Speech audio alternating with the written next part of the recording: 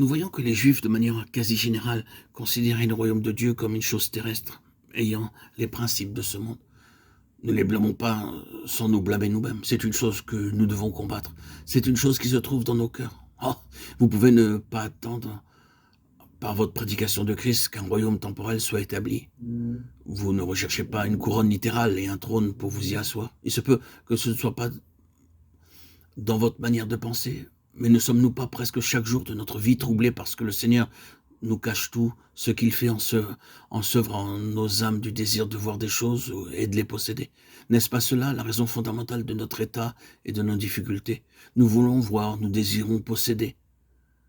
Nous voulons des preuves et des évidences. Nous aspirons après tout à un royaume qui puisse être apprécié par nos sens, notre vue, notre ouïe et par nos affections, un royaume tangible comme la réponse de manière concrète à tous nos efforts et à notre travail. Cependant, à l'opposé de tout cela, des tensions terribles s'exercent sur la foi et parfois même provoquent en nous de sérieuses crises.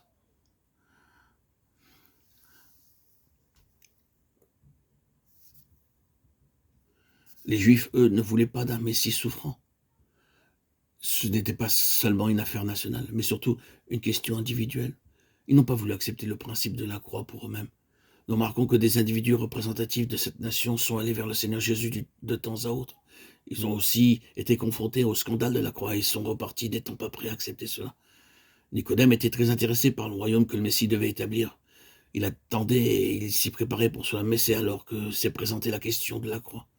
Avant que le Seigneur n'ait pu aller plus loin avec Nicodème, il a dû mettre en évidence le serpent élevé dans le désert. C'était un scandale. Un autre homme que nous connaissons sous le nom du jeune homme riche est aussi reparti très triste à cause du scandale de la croix. Le Seigneur ne parlait pas ouvertement de la croix avant que cela ne devienne une chose réelle, sauf à ses disciples. Mais il présentait son principe, ce qui est la même chose. C'est ce qu'il a fait à l'égard de ce jeune homme riche. C'est comme tu le dis, tu es intéressé par le royaume et par la vie éternelle. Voici le chemin, la voie du dépouillement, de l'auto-dépouillement. Il repartit tout triste car il possédait de grandes richesses. Matthieu 19, 22. Le Seigneur dit alors qu'il est difficile à ceux qui ont des richesses d'entrer dans le royaume de Dieu. Luc 18, 24. Le scandale de la croix l'avait conduit à prendre une autre direction. Et pourquoi le Seigneur ne fait-il pas ceci ou cela alors que nous pensons qu'il devrait le faire?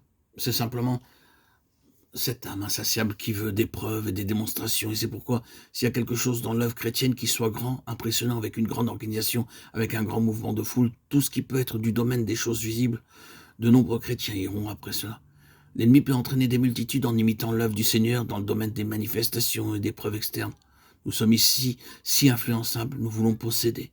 C'est exactement le même principe qui a gouverné les chefs dans ce passage des Actes. Acte 13, 27, 2.